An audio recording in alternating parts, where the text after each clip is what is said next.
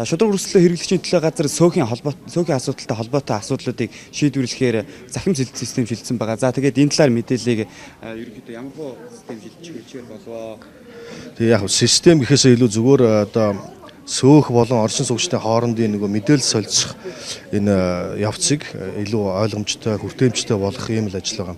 Энэ бол Facebook дээр суурилж байгаа. Одоо өөрөөр хэлбэл сөөх болгон дээр Facebook групп нээж өгч байгаа юм л да. Тэгэхээр одоо оршин суугчд маань одоо сөөхтэйгээ холбоотой бүх асуудлаа энэ группээрээ дотоод группээрээ дамжуулаад биеийнтэйгээ мэдээлэл солилцох тийм боломжтой болж байна гэсэн үг тийм. Сая сөөхийн хүмүүстэйгээ ерөнхийдөө ярилцаж төвшөлцөөд нэг шийдэл хүрлээ шүү дээ. Яг ямар шийдэл төрөв? Сөөхийнхэн ямар хөө байдалтай хүлээж авч байгаа? Сөөхийнхэн бол маш их дэмжиж байгаа. Яагаад тэгэхээр өдөөсөө энэ оршин суугчд бол төлсөн мөнгөндөө дандаа ярьж байдаг. Би их мөнгө төлөөд байна. Сөөх хийж байгаа ажил байхгүй байна гэж.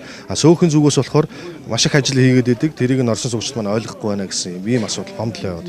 Тэгэхээр энэ нөгөө нэгдсэн жилдээ ганцхан юм хоёрхан болдог хурал дээр ойлголцож чаддаг байхгүй. Тэгэхээр өдөр тутамд хоорондоо амьд харилцаатай болох үүднээс энэ Facebook групп бол маш их чухал юм а гэдгийг бол өнөөдөр бүгд ойлгож байна. Сөөхийн ажил, конторын ажил хоёрын хоорондын ялгааг мэддэг. Тэгэл ус дулаанд хасарч байвал сөөхөө хараагаал яваад байдаг байхгүй. Тэгэхээр сөөх гэж хийм бэ. Сөөх чинь сөөхийн хуулийн дээр ярьж байгаа шүү дээ. Сөөх чинь оршин суугчдын өөрсдийн байгуулсан цорын заяаны чинь хань Филиппин зарцж шүү дээ. Тэгэхээр энэ сөөхийнх нь та нарын өмнөөс сонгогдсон амьгүй албат чинь өнөөдөр ганцаардад ажил хийж чадахгүй шүү дээ.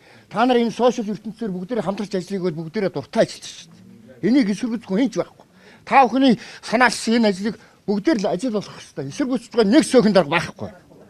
Ганцхан чадахгүй л байдаг баг. Та бүхэнд ажлыг бол дэмжиж байна.